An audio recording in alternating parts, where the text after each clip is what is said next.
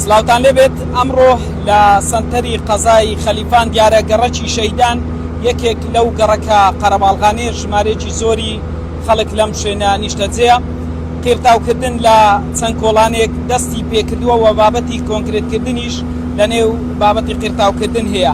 ئەمڕۆ هەی نییە، بەڵام تیمەکان لێرە ئامادەیان هەیە. سەرۆک شارەوانی خەلیفانیش میوانی منە لەسەرەوەی کە بزانم چەند کۆڵان لە گەڕەکی شەیدانی خەلیفان قیرتاو دەکرێن. تاریق ئیبراهیم سەرۆک شارەوانی خەلیفان سڵاوت لێبێت، ئەگەر پێم بڵێیت چەند کۆڵان لە گەڕەکی شەیدان قیرتاو دەکرێن و کۆنکرێتکردن چەندە؟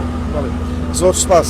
دیارە دوای هەوڵە بەردەوامەکانمان لەگەر ئیدارەی سربەخۆی سۆران بە پاڵپشتی ڕاستەوخۆی بەڕێز قایمقامی قەزای خەلیفان لەژێر ڕێنمایی و چاودێری بەڕێبەرایەتی گشتیمان لە سۆران و ژێر سەرپەرشتیاری ئەندازیارانی شارەوانیمان دەستمان بە دوایین قۆناغ کرد کە قۆناغی قیرتاوکردنی تەواوی کۆڵانەکانی گەڕەکی شەهیدانە.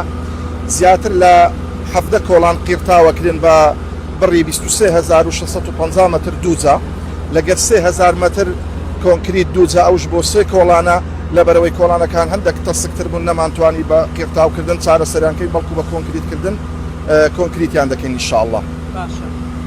چەند ڕۆژ دەخانێت ئەم پرۆژەی قیرتاوکردنەکان؟ بەڵێ ئینشاءالله کەش و هەوا لەبار بێ، جگە لە ئەو ڕۆژ 4 بۆ 5 ڕۆژی دیکە تەواوی کۆڵانە قیرتاوکردنەکان تەواوەکەی پەنا بەخوای گەورە.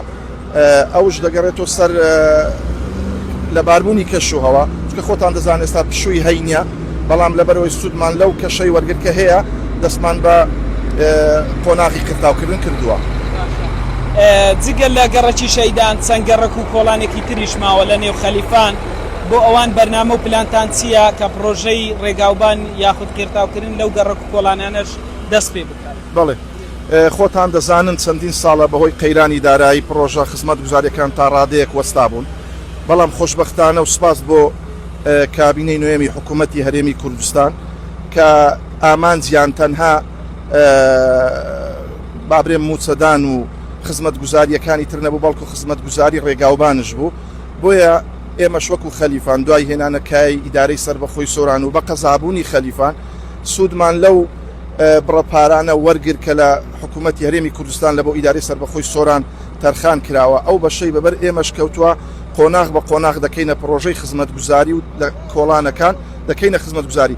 بەڵام ماون، یعنی خۆتان دەزانن خەلیفان شارێکی فراوانە و گەورەیە و زیاتر لە دەگەڕەکە و زۆر کوچە و کۆڵان و گەڕەکیتر هەنە پێویستان بە خزمەت گوزارێ. بەس ئینشاءالله ئەگەر هاوڵاتیان ئەگەر دانیشتوانی شارۆچکەی خەلیفان پشو درێژ بن لەگەڵمان پەنا بەخوای گەورە لە ئایندە لە پلانی داهاتومان خزمەت گوزاری بە پێی زڕور بە پێی گرنگجی ئەو کۆڵانانە ئەو گەڕەکانە ئەگەینە هەموو شوێنێک ئینشاءالله پاڵپشت بە حکوومەتی هەرێمی کوردستان.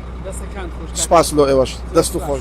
تاریق ئیبراهیم سەرۆکی شارەوانی خەلیفان ئاماژەی بە ئەم پرۆژە خزمەت گوزاریە کرد کە ئەمڕۆ قیرتاوکردن لە کۆڵانەکانی گەڕەکی شەهیدانی خەلیفان دەستی پێکردووە و لە 4 بۆ 5 ڕۆژتر ئەگەر کەش و هەوا لەبار بێت ئەم کۆڵانانە بە تەواوەتی قیرتاو دەکرێن و سوودێکی زۆریشی بۆ هاوڵاتیان دەبێت و ڕوونیشی کردەوە کە ئەوان لە پلان و بەرنمەیاندایە وەکو شارەوانی خەلیفان بە هەمانجی لەگەڵ قایمەقامیەتی قەزای خەلیفان و ئیدارەی سربەخۆی سۆران کە لە ئایندە یاخود بۆ ساڵانی داهاتوو پرۆژە خزمەت گوزاریەکان بە تایبەت ڕێگاوبان بگەینە تەواوی کۆڵان و گەڕەکانی سنووری قەزای خەلیفان بە گوندەکانیشەوە، وەک خۆی گوتی کە پرۆژە خزمەت گوزاریەکان ئەم ساڵ کۆمەڵێک پرۆژەی خزمەت گوزاری لە سنووری شارەوانی خەلیفان ئەنجام دراون، بەڵام لە تەموحی ئەواندانیە و پلان و بەرنمەیان ئەوەیە کە خزمەتی زیاتری هاوڵاتیان بکەن.